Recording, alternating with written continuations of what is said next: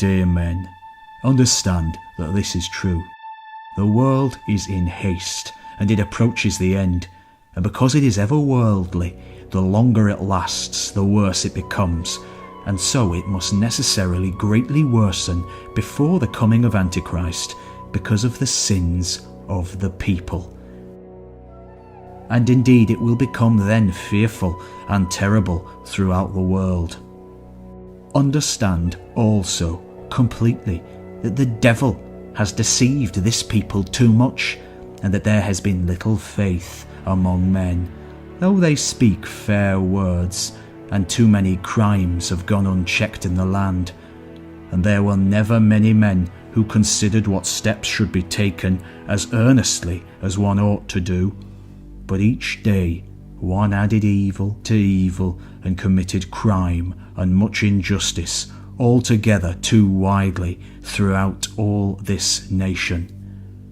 And also we have for that reason endured many injuries and insults, and if we shall look for any remedy, then we must deserve better of God than we have done hitherto, because with great deservings we have earned the miseries which lie upon us, and with very great deservings we must obtain the remedy at the hand of God, if henceforth things shall become better.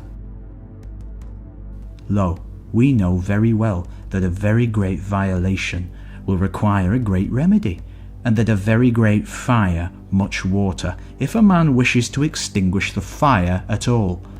And great is the need for every man that he should henceforth earnestly respect God's law and pay God's dues rightly.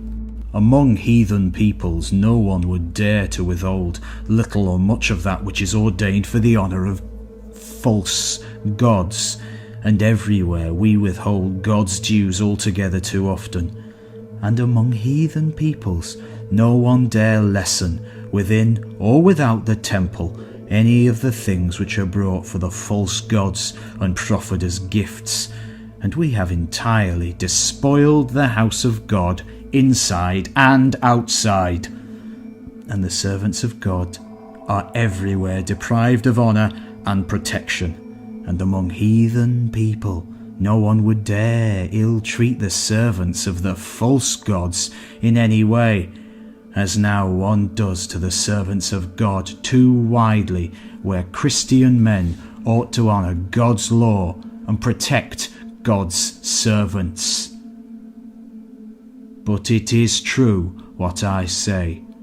There is need for that remedy, because the rights of God have now for a long time been neglected throughout this nation and every region, and the laws of the people have deteriorated in every region, and the laws of the people have deteriorated altogether too often since Edgar died, and holy places are everywhere too open to attack, and the houses of God are too completely deprived of ancient rites and stripped within of all that is fitting, and religious orders have now for a long time been greatly despised, and widows are forced to marry unrighteously, and too many men are reduced to poverty, and poor men are wretchedly deceived and cruelly cheated, and wholly innocent sold out of this land far and wide into the possession of foreigners. And through cruel injustice, children in the cradle are enslaved for petty theft widely throughout this nation, and the rights of free men suppressed, and the rights of thralls curtailed, and the rights of charity neglected. And, to speak most briefly, God's laws are hated, and his commands despised. And therefore, through the anger of God, we all suffer frequent insults. Let him acknowledge it who may, and this harm will become common, though one may not think so, to all this nation, unless God will save us. For it is evident and plain in all our lives that we have previously sinned more often than we have improved, and therefore much is attacking the people. Things have not prospered now for a long time at home or beyond our land, but there has been warfare and famine, burning and bloodshed in every district time and again, and theft and murder, plague and pestilence, murrain and disease, malice and hate and plundering of robbers have harmed us very severely. And excessive levies of tribute have greatly afflicted us, and bad weather has very often caused bad harvests, because in this country there has been, as it may seem, for many years now, many crimes and unstable loyalties everywhere among men.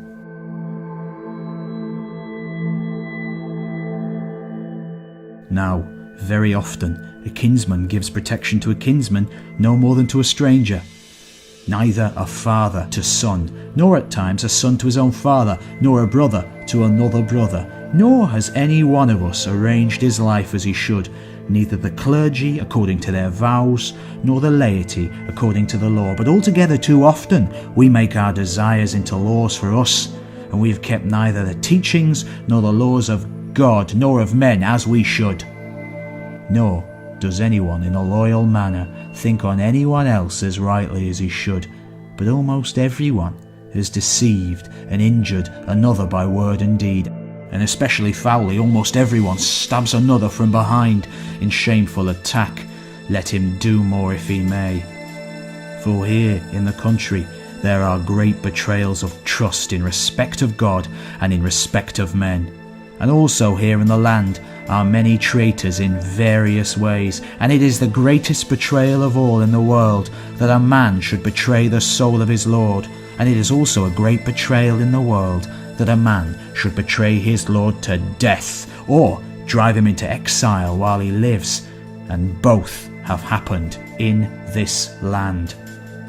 Edward was betrayed and afterwards killed, and after that burned, and too many godparents and godchildren have been killed widely throughout this nation, in addition to far too many other innocent people who have been slain far too often in every district. And far too many holy places have declined because some men have been placed in them as they should never have been if one wished to show respect in God's sanctuary. And far too many Christian people have been sold out of this land, now all the time. And all this is hateful to God. Let him believe it who will. And it is shameful to speak of that which happens too widely, and is too terrible to know what too many do often who commit that crime, who contribute together and buy a woman as a common purchase, and with that one woman practice abomination, one after another, and each after another, most like dogs that have no regard for filth, and afterwards they sell for a price into the possession of enemies that creature of God and his own purchase that he dearly bought.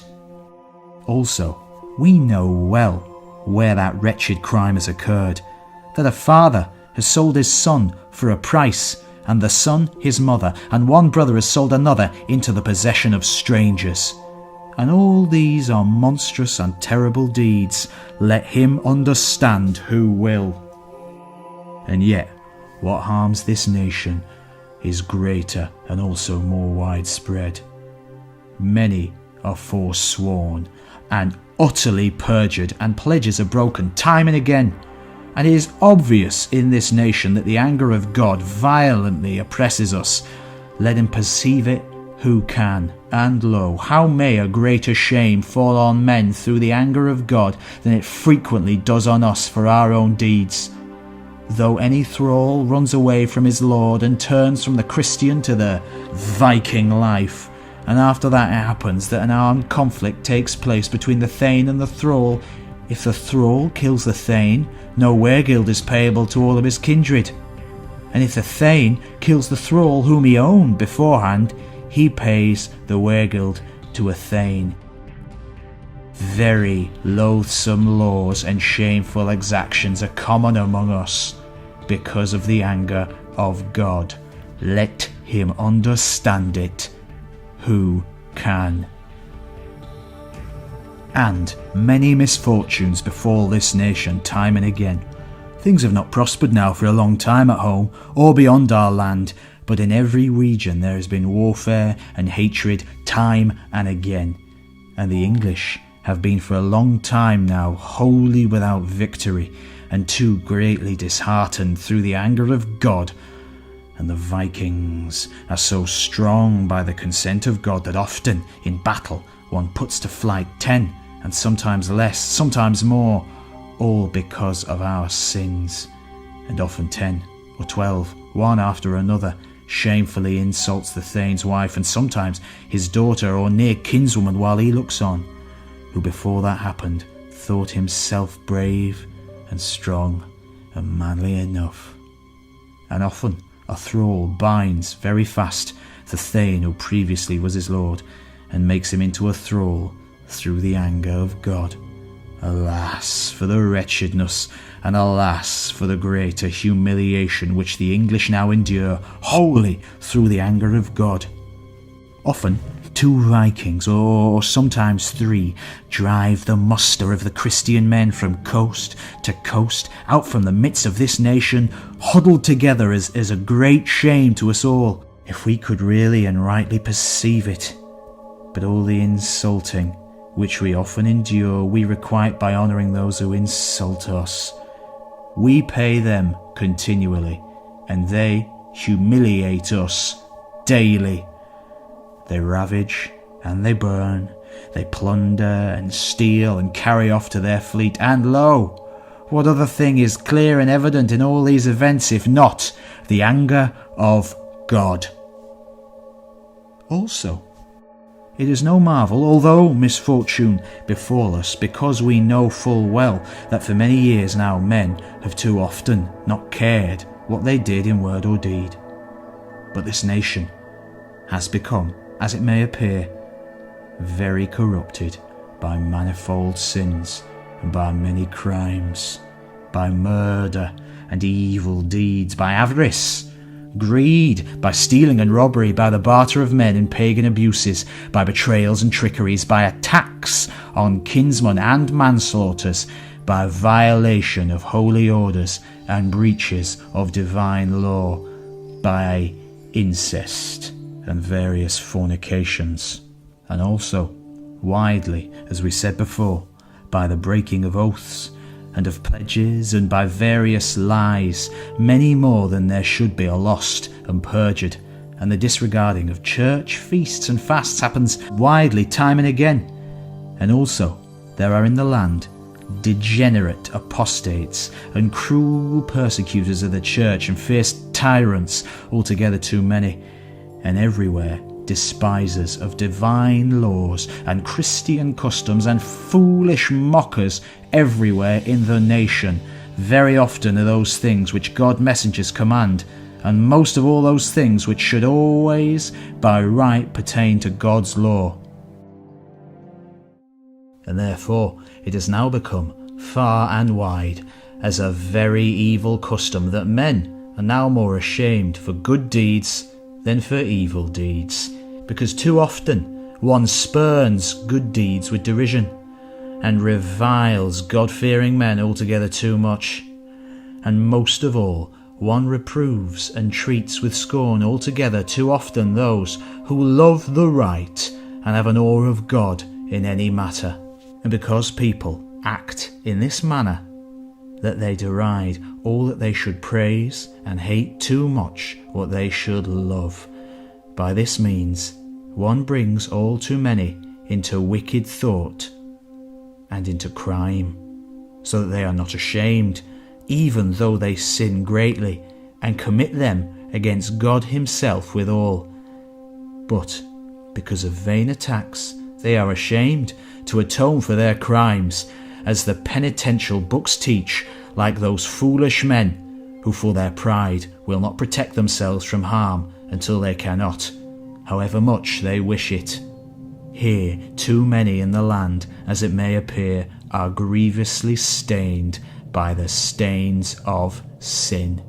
Here are murderers and slayers of kin, and killers of priests, and persecutors of monasteries, and here are perjurers and contrivers of murder, and here are harlots and child murderers, and many foul adulterous whoremongers, and here are wizards and witches, and here are plunderers, and robbers and thieves, and, to speak most briefly, a countless number of all crimes and foul deeds.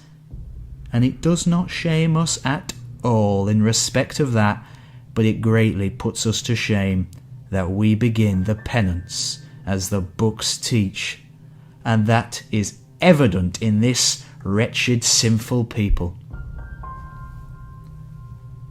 And it does not shame us at all in respect of that, but it greatly puts us to shame that we begin the penance as the books teach, and that is evident in this wretched sinful people.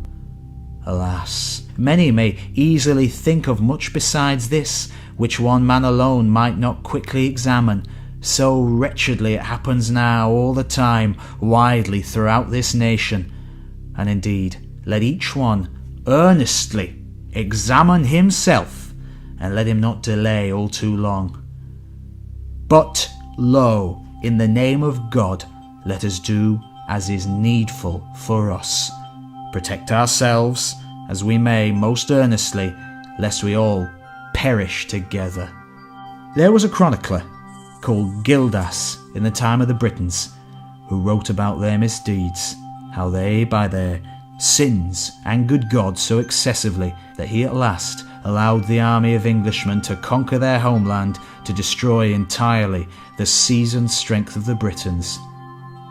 And that happened, as he foretold, by the plundering by powerful men, and the covetousness of ill-gotten gains, by the lawlessness of the people, and by bad judgments in legal cases, by the slackness of bishops, and by the base cowardice of God's messengers, who all too often kept silent about the truth, and mumbled with their jaws where they should have called out. Also by the foul pride of the people, and by gluttony, and by manifold sins they destroyed their native land, and themselves perished. But let us do as there is need for us to do. Be warned by such things. What I say is true. We know of worse deeds among the English than we heard anywhere among the Britons, and therefore there is great need for us to give thought about ourselves and to intercede earnestly with God himself. And let us do as there is need for us to do. Turn to good, and in some part renounce evil, and very earnestly atone for what we have transgressed. And let us love God, and follow God's laws, and very earnestly perform that which we, or those who were our sponsors at baptism, promised when we received baptism. And let us order our words and deeds rightly and earnestly, cleanse our thoughts, and carefully honour oath and pledge, and maintain some loyalty among us without evil practice. And let us often reflect on the great judgment to which we all shall come, and earnestly save ourselves from the surging fire of hellish torment, and earn for ourselves the glories and the joys which God has prepared for those who do his will in the world. May God help us. Amen.